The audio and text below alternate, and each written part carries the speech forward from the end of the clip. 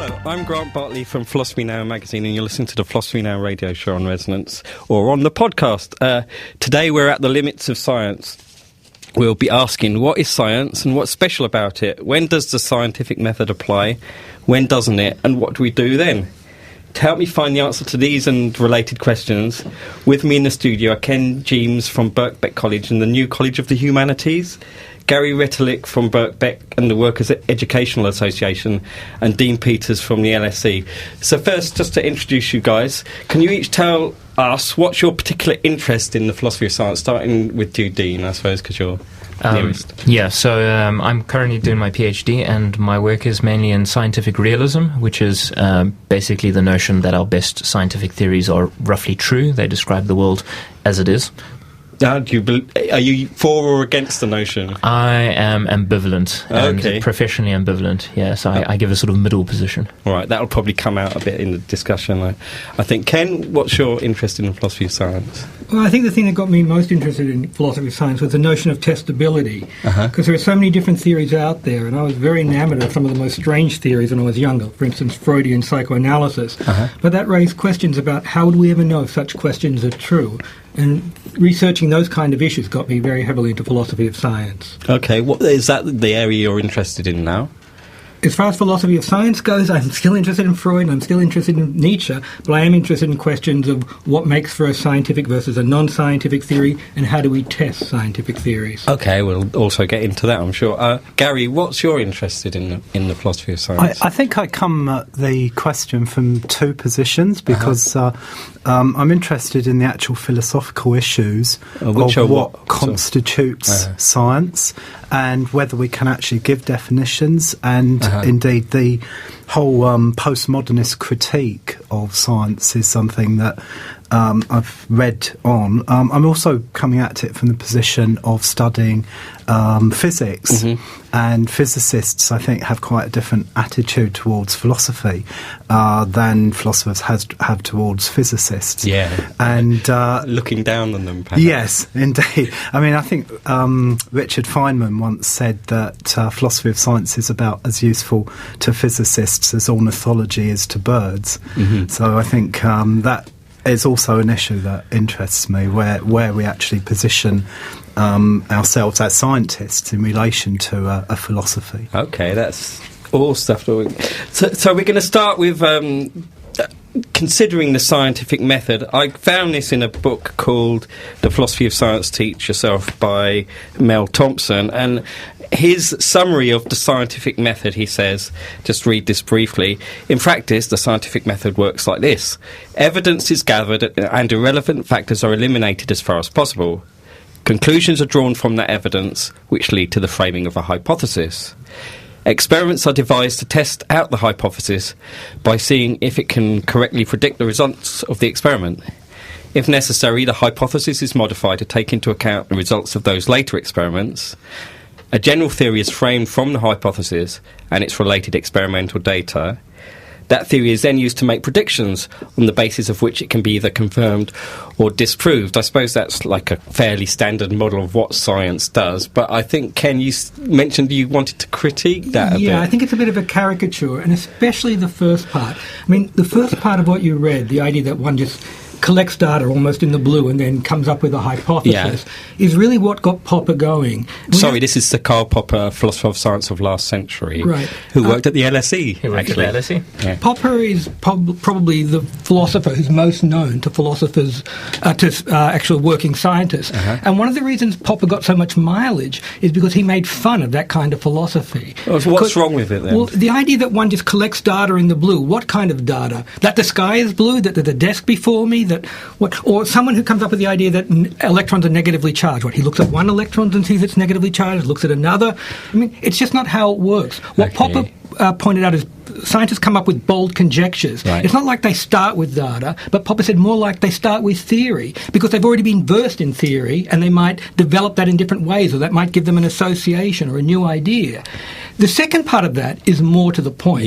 It says that there's a certain kind of testability to science, that once you've got your conjecture or your hypothesis, and God knows where it came from. A very famous example is Kepler corrected the Copernican theory by saying the planets travelled in elliptical orbits rather than circular egg-shaped orbits. Right. And the reason he said that wasn't because he'd made some special observations. It was because he had these mad alchemical beliefs about the ellipse being more perfect than the circle. So it just came out of nowhere. It's got nothing pertinent Well, to the point I want to make is it's not that it came from the data.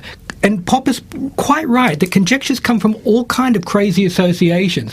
That's not where the law and order and the rigour comes in. It's not in where you get your conjecture, but it's rather, as the second part of that quotation said, how you test it. That is, the claim was you derive empirical consequences, and if those are borne out, it adds to the credibility. Sidebar, I'll just make one little point. Popper disagreed with that. And this is the part that most scientists have no awareness that Popper actually said. What Popper actually said, and Popperians often try to cover this up, is no matter how many positive tests theory passes, you've got no reason to believe the theory will be successful in the future. Not that you can't be certain, that you've got no reason. That's what they call the problem of induction. Well, I mean, what do you think, say, Dean, about what Ken just said? I mean, do you agree with it, or are there substantial areas where you disagree? Well, I think, again, I'm going to be kind of ambivalent on it, right? So Popper did have this distinction between the context of discovery and the context of justification, which I think what Ken was talking about, right? So the context of discovery is you might just have any sort of mad idea, and then you test that using a kind of logical procedure. But I don't think... the example of Kepler having some sort of mystical attachment to the idea of ellipses or egg-shaped orbits, and that might be an extreme case. I mean, there do seem to be lots of cases where just through relatively systematic observation of what's going on around us, we do come to hypotheses. Those might not be good hypotheses, and they will be subsequently overthrown by later rounds of the sort of Popperian testing you're talking about. But I don't think we can kind of eliminate this kind of inductive, systematic observation that is talked about here. So, I mean, sorry for use of this word. Induction means you look at the world and gather observations and evidence from it, basically. Is that fair enough? Gary, is there just one scientific method? I mean, high-energy particle physics is very different from categorising beetle species in the rainforest. So, you know, would you say there is one scientific method, or are there sort of several different ones? I think the problem is when we try to give a definition of scientific method as if it were a single activity. Right. I think there are a broad range of approaches which are brought together, and I was thinking about this before the show, and I thought perhaps a kind of essential part of scientific method is a combination of theorising with observation. And what the high-energy particle physicist has in common with the biologist studying beetle species is they're both looking at the natural world. But you don't do an experiment if you're a biologist. If you're sort of categorising species, you can't do an experiment. You don't, that's true, but you have to access... I mean, one of the things about beetles is they're a lot more accessible than particles. So in the case of particles, we have to build large particle accelerators like the one at CERN in order to be able to see them. But ultimately what is then being done on one level is just categorising the particles which are seen and then trying to give an underlying hypothesis to explain why we have the particles we do. And I would say that probably in some sense this is what a biologist is doing.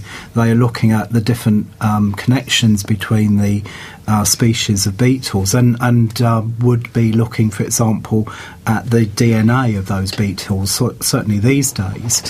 So what place does experiments have in science? I mean, if it's not necessary for it, but it's like extremely useful, then why do we always associate science with experiments? I mean, why do we have to have experiments when sometimes we can get away with observations, I guess is what I'm asking. Well, I mean, I can carry on on that if you like. Sure. Certainly, I think one of the issues in physics that we have these days is that theoretical physics is estimated to be about 20 to 30 years ahead of our ability to test it. All right. And the testability tends to go in jumps. So until they build the next biggest particle accelerator, we can't really test. All right, so you just got to speculate. And certainly there's some worry that theory, I mean, this is what really distinguishes science from other areas, is that theory, unless it can be tested, is really metaphysics in some sense. Yeah, but that's what all your particle your string theorists are doing is philosophy, really, rather than science. Is that a fair comment? Anybody want to disagree with that? I want to take up the point that Gary was making, that testability can lag a long way after theoretical formulations. In fact, one of the most famous papers is a paper by Einstein, Rosen, Podolsky, where they just, on a theoretical basis, said, look, if quantum mechanics is true, you're going to have these really, really strange results, these impossible correlations. And the paper was published as it was an a priori refutation of quantum mechanics. In other words, it was armchair science. Well, yes, Einstein, Rosen, Podolsky were doing armchair science in a certain way. They were saying, look at the consequences of it. This can't possibly be true. But eventually they built the machinery which allowed to test. And the exact results that they said are impossibly incoherent, weird correlations between particles way apart, turned out those correlations were there. So they've proven now that two particles that were once connected over different sides of the galaxies remain connected even faster than the speed of light. In a certain sense, that's right. Yeah. And what that meant was, for a lot of people, is that quantum mechanics predicted something that was astronomically improbable, unless you already believe quantum mechanics. It turned out to be true, but that was to the credit of quantum mechanics. And it was the improbability of the prediction which helped, yeah? Exactly. Okay, Dean? I would actually like to jump in on that, because that goes directly to my interest, which is scientific realism, right? So, whereas, as Ken mentioned earlier, Popper thought that you could never show the truth of a hypothesis, no matter, you can never prove it, absolutely. You can never prove the truth of a hypothesis. Even if it makes predictions and those predictions turn out to be true, what that tells you is that the hypothesis isn't false. We can't know it to be false yet. But it's working so far. It's working so far, right? As the man who fell out of the 20-story window said, passing every window. Exactly. What the scientific realist says, and this is what's called the no miracles argument, which says that if we predict something so improbable, right, there seems to be no way that could have happened were our theory not in fact true, right? Yeah. So that seems to be a claim that we can get something more secure than the Popperian method using this notion of prediction. But there's lots of examples from the history of science of that sort of thing, like Einstein's lights bending around the sun in an eclipse and things like that, isn't there? So, it's a well-established scientific fact. And I think that's what shows the connection between theory and you asking about why does experiment have such an important role. Right. And certainly Popper would have taken this view that it is the testability of the theory that makes it a good theory. Mm-hmm. And, of course, what Popper then says is if a theory can't be falsified, it's not a genuine scientific theory. How do you know if a theory can be falsified or not? It's a very good question. well, Popper's account of falsifiability, and this was also a major mistake on his part, it was that a theory is falsifiable if there is some possible observation which conflicts with it. Now, there's nothing wrong with that per se. Right, it sounds except plausible, there's a huge gap here. Uh-huh. It doesn't account for statistical hypotheses, because the thing about a statistical hypothesis, like this coin is fair, right? So if you float a coin 100 times, it's going to statistically end up 50-50, but you can't tell on each throw what it's going to be. That's the problem. You could have a fair coin, and it's still logically possible that you have 100 heads in a row. Yeah. See, the point is no observation falsifies it. And he said what it is to be scientific isn't that it's made improbable by a certain run of observations, that it's logically falsified. And statistical hypotheses, which count a good deal of, for instance, physics these days, are not falsifiable. So Popper had a point. Popper was right in saying, look, Freud and Adler and psychotherapy, for instance, psychotherapeutical theories, and you can't point to what observations will falsify them, and that separates them from a lot of physics. Because you can always reinterpret the theory according to whatever data you have. The theory seems to fit every observation. I mean, some people would dispute this, but it's got a certain kind of flexibility. Uh-huh. But the trouble is, it's like he fetishized falsifiability and tried to make it the be-all and end-all. It works with a lot of theories. It doesn't work with statistical theories. Okay, where do we go from there then? Well, another issue is that all theories have a certain amount of flexibility in them, right? So, give me an example. Sorry, I don't really. Well, okay. So Freudian psychoanalysis is extremely flexible. I think we all agree on that. But even so, Einstein's theory of relativity is flexible in a certain way. So there's this famous prediction that the light from stars, as it passes near the sun, will shift its direction due to the gravity of the sun. But when we make that observation, we're always relying on other sorts of hypotheses about what we're going to expect, right? So do our telescopes work well? If we're making an observation from within the Earth's atmosphere, is the atmosphere create an aberration in what we observe?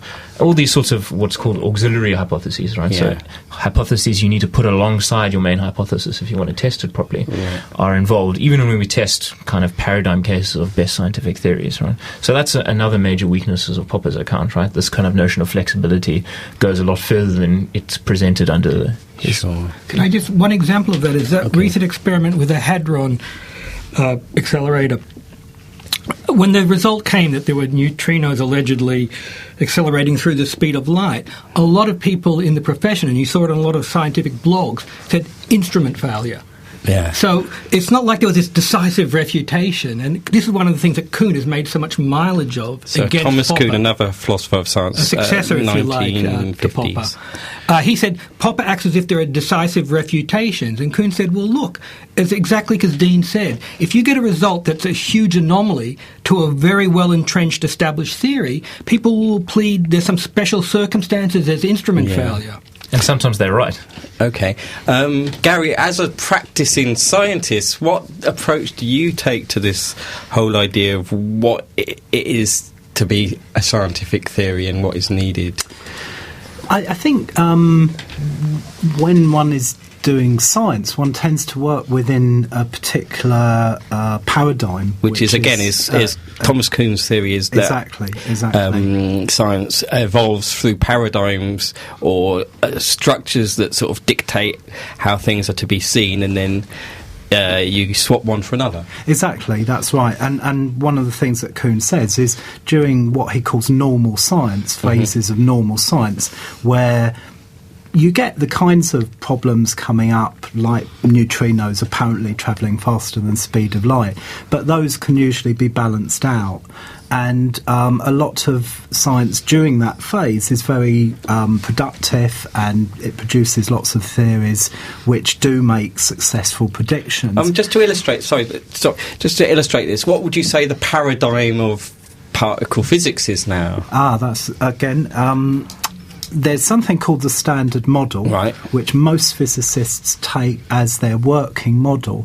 I think the relation that physicists have to that Standard Model is an interesting one in the context of our discussion, because I think many of them use it as a working hypothesis, and certainly those who are working within, for example, supersymmetry, which is an extension of the Standard Model, but some aspects of supersymmetry would imply different results to the Standard Model. So they are quite happy to switch between different working models, which would give different results. Depending on what experiment they're doing. Exactly. And in the absence of those results, they're quite happy to stand on both and jump between them, depending on what they're doing. So, all right, then, to what extent are sociology and psychology sciences, according to what you've all said? Ken, do you want to go for that one, seeing as you mentioned Freud? I had a old philosophy teacher, David Stove, who used to refer to the intellectual slums. I'm not saying I'm endorsing that. We've got a crowd of mad psychologists outside the studio. But I have to say, one of the attractions of Kuhn, I think, for a lot of people, is that there was a period, for instance, under behaviourist models of psychology, which emphasised a lot testability and said don't speculate about what's in the head, what's in the mind, because you can't see it. Just look at environmental inputs and behavioural outputs, is that the idea was, psychology has to be like science, that it has to be very rigorous and has to have very testable hypotheses, right? Forgetting that science often refers to unobservables all the time. Hard science, like physics. And one of the attractions of Kuhn was, instead of kind of living up to the Joneses, this is this high model of testability and allegedly theoretical physics, it's like drag the Joneses down to our gutter. The gutter being one that emphasises sociology over rationality and over testability. So, I'm telling a joke in a way, but the idea is one of the influences of Kuhn was to say there's not that much rationality in science. It's much more to do with politics, with sociology. One theory replaces another, not because it's been tested and borne the test better than another theory, but because there are political, sociological, and other factors. Yeah. And that appeals a lot to a lot of people, not just in some of the sciences, so-called soft sciences, but all over the place, because a lot of people have kind of an investment in seeing science as not being special and divided in any special way from non-science. Okay, Dean, this is your area. How far do these non-scientific influences make a difference in, like, the end results? Well, I think it's important to keep a couple of questions separate here, right? So the one question is, are there no standards as to what kind of scientific theories are better than other theories, right? So this is the kind of Kuhn's problem, is that we have a choice between theory 1 and theory 2. Right. Some scientists like theory 1, some scientists like theory 2. Can we give some sort of objective account of which theory is actually better? So if you've got two theories that sort of seem to explain the evidence equally well, but are sort of different implications, how do you choose between them? Yeah? Well, and so what Kuhn basically said is, well, there are these kind of there are some theoretical virtues, is the term that's used, such as, a theory might be simpler, it might be consistent with what we already know, it might be elegant in some respect, all these sorts of things that we can appeal to. But some scientists might weight these ideas more strongly than others. So some scientists really like simple theories, some scientists like theories that are maximally comprehensive, so they explain everything, and sometimes these different desiderata might be in conflict, right? Right. And so Kuhn thought that these kind of sociological or psychological factors enter kind of in the gaps, right? So if these psychological factors explain why one scientist might prefer simplicity and another one might prefer comprehensiveness. And at that level, we just can't make a decision as to which virtue is actually more important than the other. All right, so that's the kind of one issue. Whether, in fact, there are objective criteria. Mm-hmm.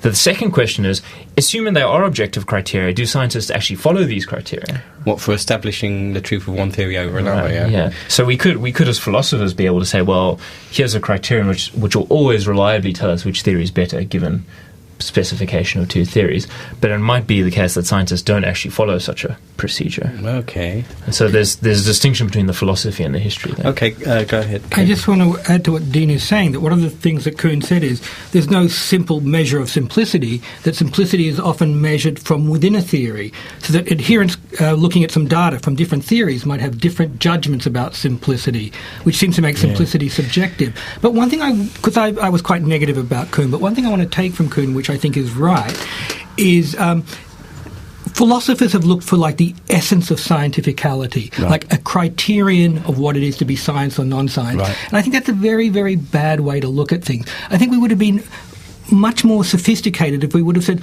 look, there are certain virtues scientific theories can have. One might be simplicity, whether subjectively, objectively measured. One might be having empirical testable consequences, etc.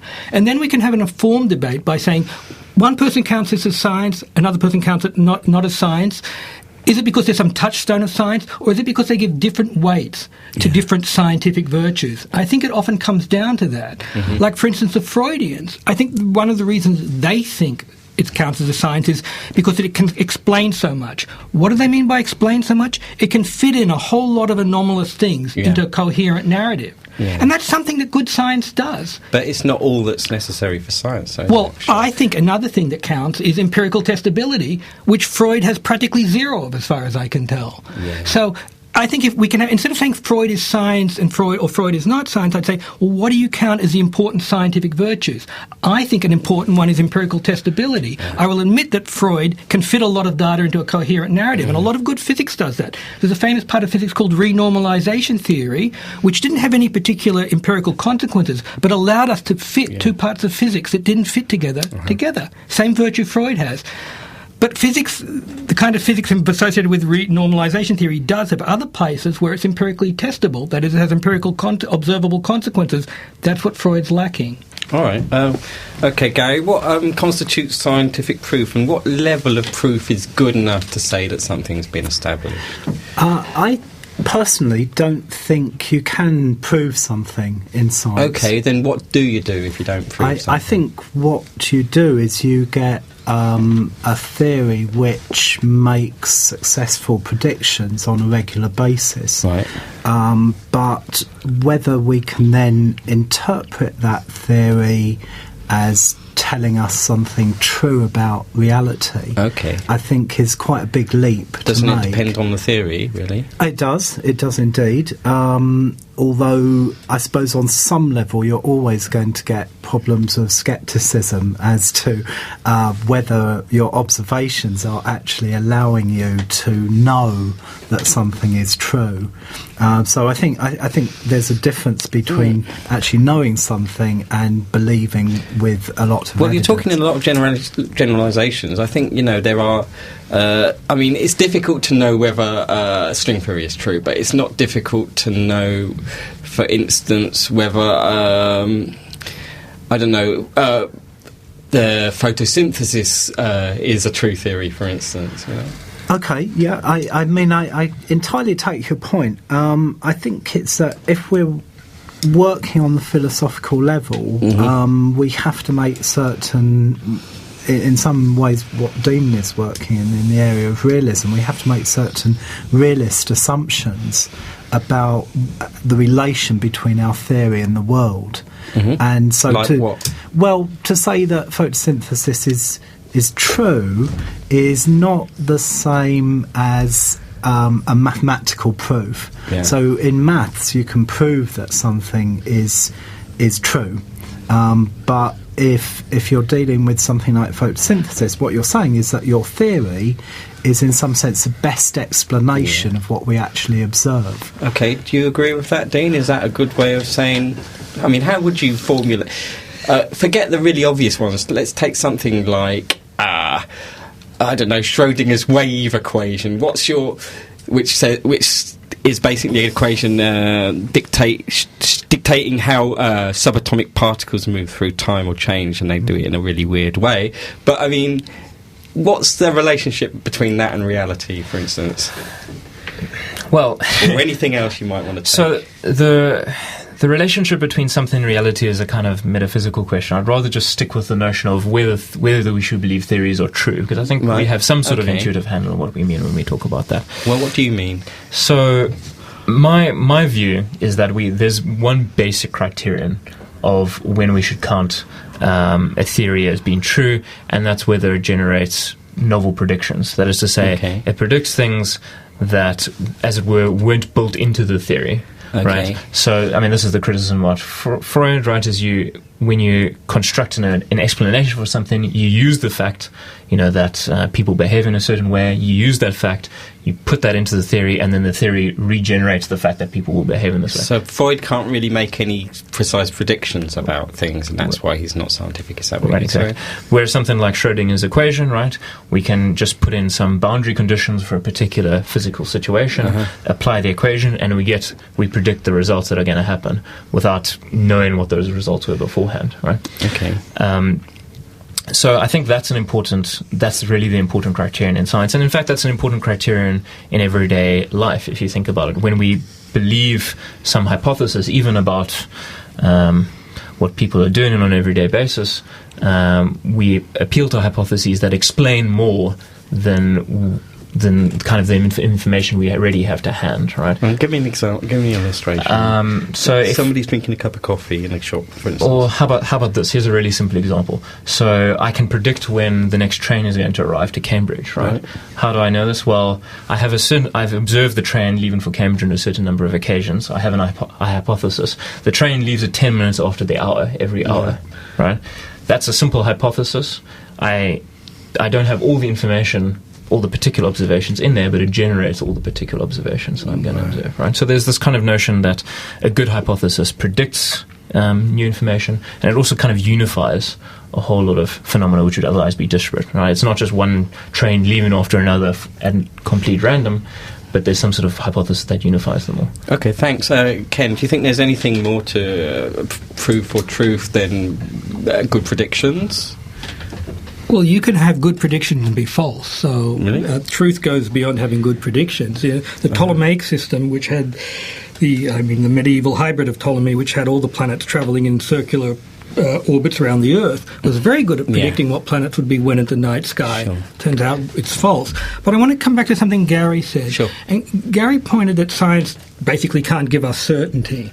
And I agree with that. But one thing I think I want to get across is that's a bit of a red herring, because look, I'm not even certain that there's a desk in front of me. I give it a really, really high probability. And in some sense, I think what science aims for is high probability in the following sense, in the sense that is relevant to what Dean said. Not that your initial hypothesis is highly probable, because you're saying some of science, some of the most exciting science, says very weird stuff, as quantum mechanics demonstrates. Yeah. But then you predict this thing, and then after the evidence comes in, because you predicted such a weird, strange thing with such a low probability, the probability of the hypothesis shoots up. Yeah. And I just want to have a sidebar here to say, I was really shocked when recently Professor Dworkin said he's not an atheist, he's an agnostic. Yeah, right. Because he's not certain that God doesn't exist.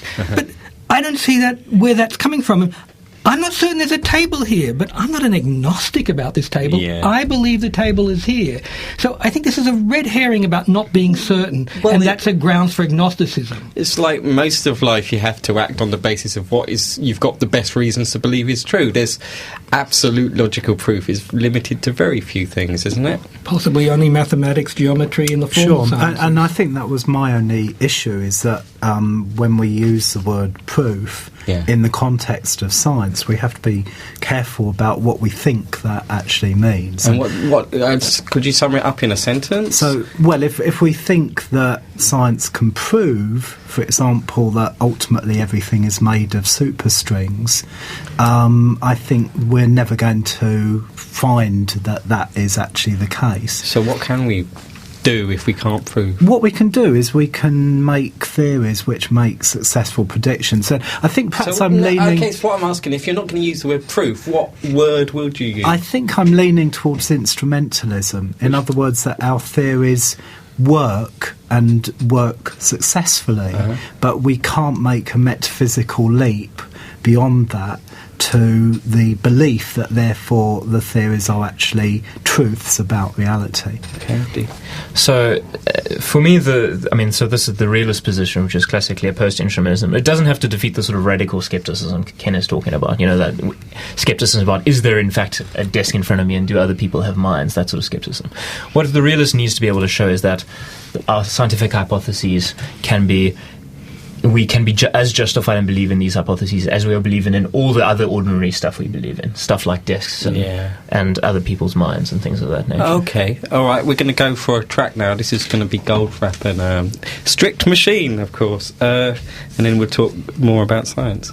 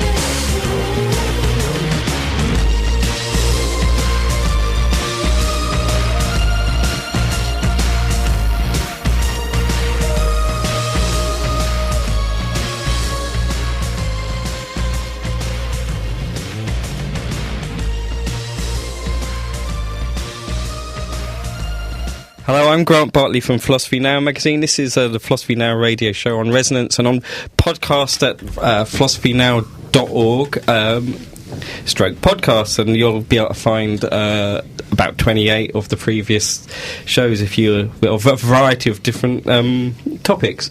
I have with me Gary Retallick, Ken Jeames and Dean Peters, and we're talking about the limits of science. We were talking before the song about what the philosophers of science and the scientists sometimes probably call instrumentalism versus realism. Instrumentalism being the theory that scientific theories are to be judged in accordance to their predictions or their usefulness, and realism being the idea that scientific theories directly describe reality. What more do you want to add about instrumentalism, Gary? I don't think I was necessarily wanting to defend the instrumentalist view over and above realism, right. But I just wanted to point out that instrumentalism can be used as an approach. I certainly think many people I know who work in physics per se tend to take an instrumentalist approach. One of the things about instrumentalism, I think, is that in some sense it's kind of anti-philosophy to some way, although it is a philosophy in its own right. Why is it anti-philosophy? In the sense it's saying, well, we're not going to worry about what the relation of this text, this theory, is to a posited reality beyond the text, putting it in. We're just going to use the theory. Exactly. That's what quantum physicists do a lot, isn't it? Really, that's the Copenhagen interpretation. And that's partly because they don't know how else to make sense of what they're doing. Yeah. Okay, Ken. Just to be clear on what instrumentalism says, instrumentalism is basically the no ontology theory of science. So ontology meaning? Ontology is a theory of what is, a theory of being. And what instrumentalism says is, look, science isn't making any claims about what really is there. Like when you say electrons are negatively charged, you're not really committed to the existence of electrons. It's just part of an overall theory that makes for the best observable predictions. Okay, let me stop you there, because how can you say you're not committed to electrons? Because surely every time you turn your computer on, you're relying on the idea that electrons are flowing through wires, right?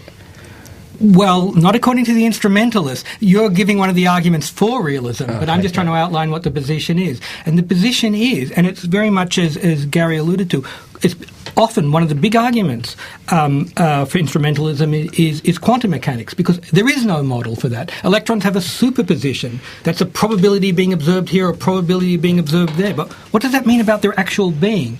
And in fact, one of the most famous instrumentalists in a sense was Schrödinger, who said, the whole truth is the equations. Don't look for a theory of being about what's really behind the equations. But that's like just saying we can't know. It's not saying that there isn't anything, really, is it? Well, I think... So it's important to keep separate a couple of things here, right? So just the fact that we don't have a picture in our minds when we deal with these equations doesn't mean in some sense that the theory isn't true, right? It just means we can't understand its truth in some important sense. That's...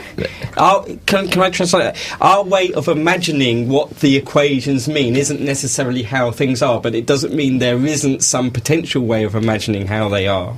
Or not even potential. I mean, it might just be human beings or limited creatures who have happened to come up with a true description of the world, right? But that limitation will result in us just being unable to picture. So the fact that we can't picture 12-dimensional superstrings, for instance, doesn't mean they aren't 12-dimensional. That's what you're saying, really. Yeah.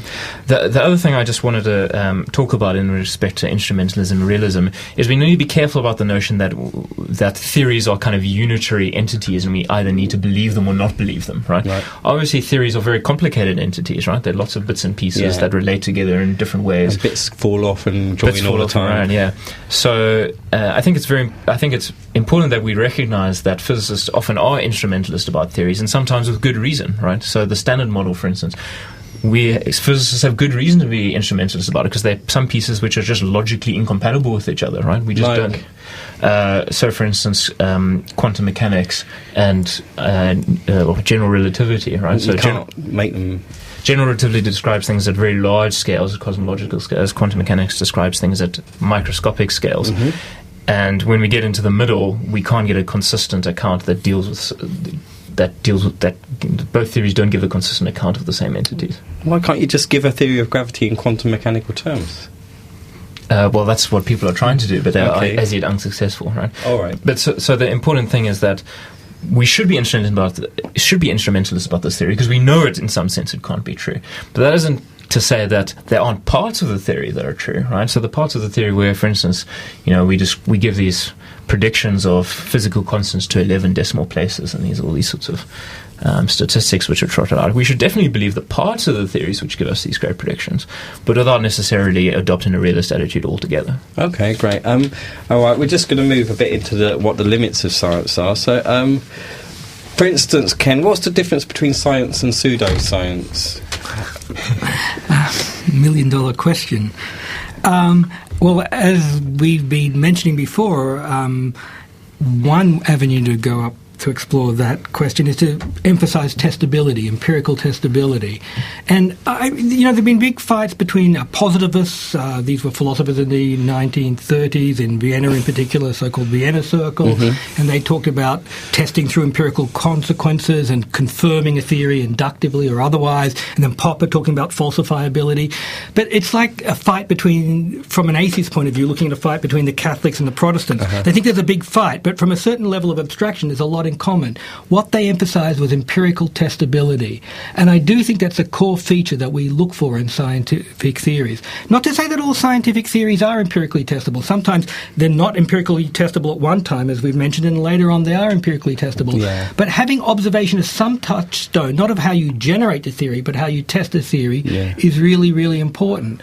On the other hand, I want to mention, and this will come more directly to the limits of science, I think there are certain areas where, not that theories aren't testable, but in a certain sense, theories are going to be, from a scientific point, infirm because of the complications involved. Because where you get testability, it's usually because you can limit your test to a certain number of variables. And you can say you have a controlled situation, you have a certain number of variables that are in play, and then through those interaction of those variables, you predict an outcome. But for instance, with us humans, the variables are just so many that it's not clear you'll ever get that kind of testability. I'm thinking particularly of psychology. So are you saying, therefore, that any so-called science to do with the study of humanity or complex biological entities, for instance, is going to be pseudoscience? No, I'm not saying that. I'm saying that I don't expect... for instance, you talked about us as biological beings. Sure, some of biology is testable. Some of biology is, as a matter of fact, not testable. Doesn't mean to say it won't become testable. People have argued about whether evolutionary theory is testable. I happen to think it is, but that's a wider topic. But one thing is psychology. That is, broadly psychology, predicting humans' behaviour, for instance. I think it's not a solvable problem in a certain sense because of the variables. I think there are limits to our knowledge having to do with complexity factors. Okay. And there's such complexity with us humans that I don't think it's a solvable problem. Let me give you an analogy. Trying to solve the human problem about what makes us tick in a deep sense is like you're looking at a computer screen and you're just seeing words on the computer screen, and from that, and that's analogous to our gross behaviour, we're trying to figure out what program the machine is running. I just don't think that's a solvable problem. Okay. Well, same with us. We see our behaviour, but to think what's really going on, I don't think that's a solvable problem. Unfortunately, I haven't got any psychologists in the studio to disagree with you. But Gary, I'm going to ask you, what, in your opinion, forms the valid range or domain of scientific study? I mean, what does it study and what doesn't it study? I mean, I think one of the things that occurs to me as Ken was speaking there is that we seem to have developed a kind of model of what science should be. Right. And I think that a term like pseudoscience has been, as it were, created from this notion that there is a particular way of proceeding in science. I certainly agree with testability, but in a way, just leading on from what Ken was saying there, I think if we look at something like predicting what the weather is going to be tomorrow, that is extremely difficult to do. But I don't think we would say that meteorology is not a science. We understand the mechanisms of the weather very well, but we can't therefore make very detailed predictions. You've got to make a distinction between sort of analysing the elements, which you can do scientifically, and combining them together in a complex situation to get a predictable thing out of that. Exactly, yes. And so I think that kind of, for me at least, means that there are certain other areas of activity which really from people like Popper have tended to be, to some extent, looked down upon as not scientific, things like psychoanalysis and so on, which I think to try and describe them as scientific is difficult because they don't match the procedures of other of the hard sciences like physics or biology, for example.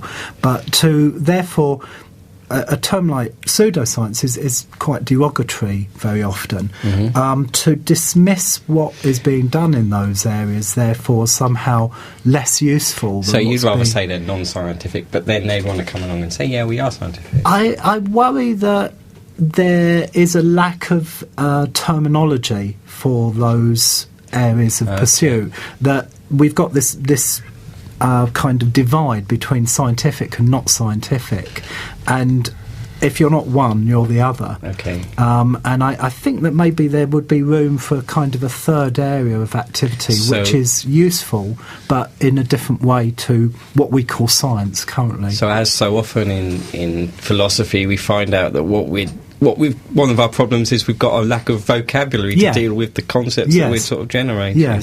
Okay. What are the limits of what we can know through science, Dean? So one thing I'd just like to talk about here is there a proper distinction between science and non-scientific activities? Just like ordinary activities, forget about pseudoscience, like Freudian analysis, for instance, but just like our everyday kind of way of getting around, like my earlier example about managing to catch a train on time because you know the schedule, right? Is that a scientific activity? And that's a genuinely difficult problem to distinguish, because intuitively it's not. It doesn't exist within the kind of discipline of science, right? There aren't people who are studying this at universities and so on. But if you try to draw a sharp line on a continuum of that sort of activity, getting more and more complicated until we're talking about particle physics. Is there some sharp line we can draw the distinction? And I don't think there is. I think we can point to general kind of intellectual strategies of thinking clearly, of trying to find our way on the world successfully that work, but I don't think we can draw a hard line around that. Okay, so you're generally in agreement with Gary then, really? I think so. The second point I just want to talk about is actually with respect to Darwinian evolution, which is an interesting case. So I think we need to draw the distinction between being able to pick out, make predictions or explanations at a kind of abstract level and at a particular level, right? So in Darwinian evolution, we're able to give very good explanations of certain features that have arisen in organisms, right? So, for instance, we can eyes of the sort we have, right, with a spherical, jelly-filled form, etc. That's very easy to account for, given our understanding of kind of what the possibilities are for biological life, our laws of physics, and so on and so forth. Could you predict, starting 1 billion years ago, that this sort of thing would arise?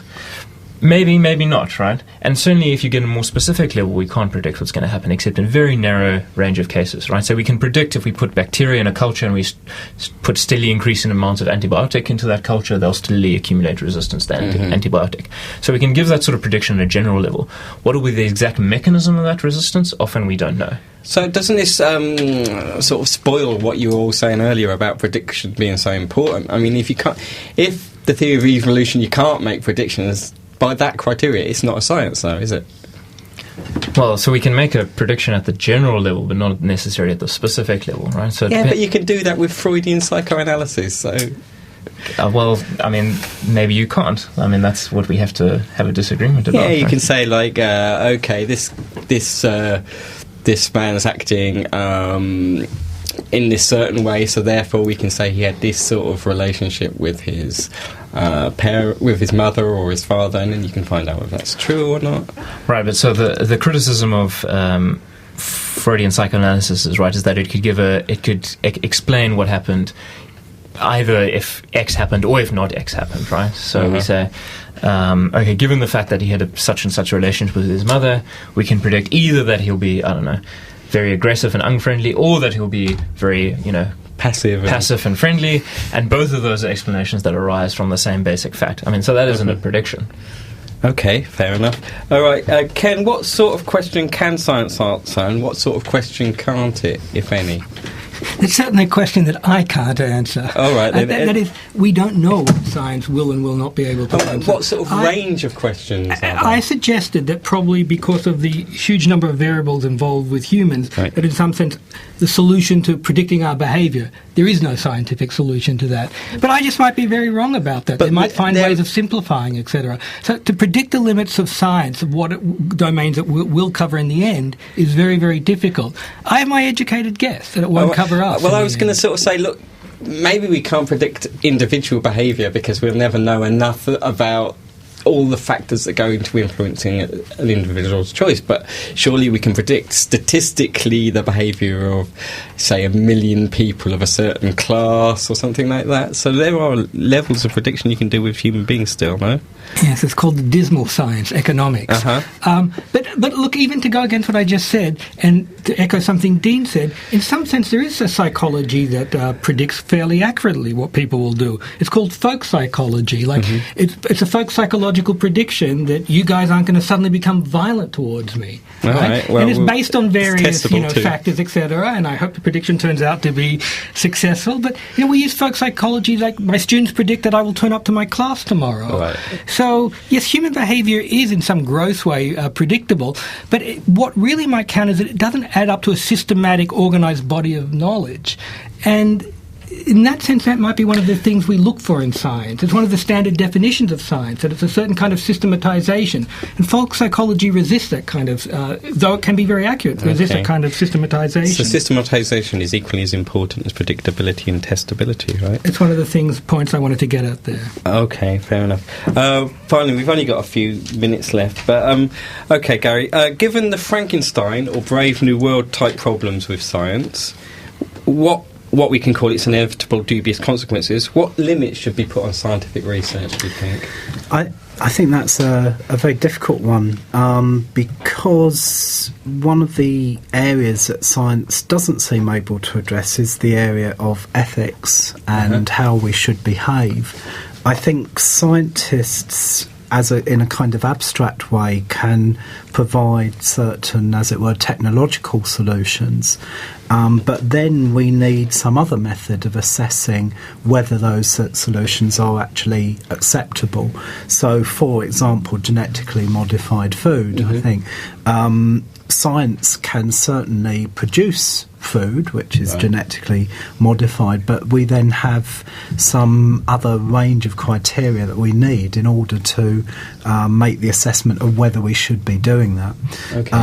So I think the limit, the point I'm really making is that the limits have to be decided in a kind of non-scientific way, perhaps, unless you're going to say that potential consequences are themselves a kind of over-science of science. All right, okay. I think that's probably a good enough place to end, unless anybody's got anything to add. I would just put in a little word here for philosophy, and I'm going to use some very old etymology. Science, the Latin word scientia, has to do with knowledge, whereas philosophy, Sophia, is the operative word in philosophy, wisdom. And I think one of the points Gary is getting at is science aims for things like truth. It doesn't necessarily aim for wisdom. No. And that's why we have to leave in our science with a bit of philosophy every now and then. Okay, yeah. So we got philosophers saying that philosophy should be used even in science. Yes, I agree. There you go. All right, thanks a lot, guys. Just anything anybody wants to plug, any websites or books or anything? Okay, Ken? I always plug Simon May's book, Nietzsche's War on Morality. Okay, all right. No, I've got nothing. All right. I'll think of that. Right, I've got a couple of books I want you to buy. You can download them electronically. One of them is The Meta-Revolution, which is a meta-revolutionary manifesto. You have to read it to understand what the hell that means. And the other one's Love, Solitude and Distraction, featuring such lovable short stories as Buddha in Hell. All right, this is going to be Jean-Michel Jarre, and I'll see you next week, or somebody will.